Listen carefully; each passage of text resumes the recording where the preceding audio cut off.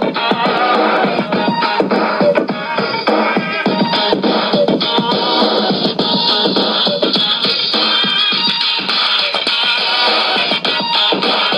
Malta Railway Foundation und der Gemeinderat von Floriana denken über eine Restaurierung des Floriana Eisenbahntunnels nach. Allerdings sind in Sachen Eisenbahntunnel Floriana Valletta einige Interessenvertreter beteiligt, denn im Tunnel finden sich Kommunikationskabel, Elektrokabel und Fernsehkabel.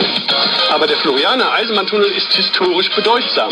Er erinnert nicht nur an 50 Jahre Eisenbahnbetrieb zwischen 1883 und 1931, sondern auch an den Zweiten Weltkrieg.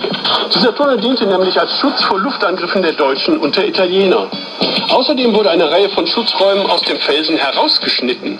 Viele schliefen damals in diesem Tunnel zwischen Valletta und Floriana.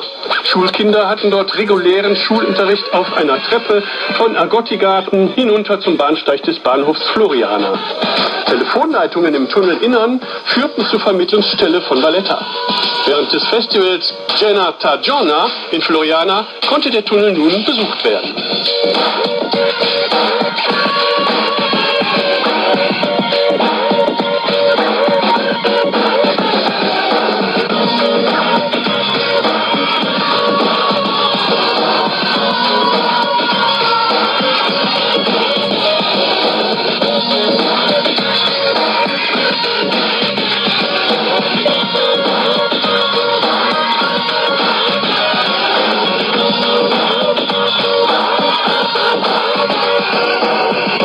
Die maltesische Wirtschaft erwirtschaftete als direkte Folge von Valletta als Kulturhauptstadt Europas 678 Millionen Euro.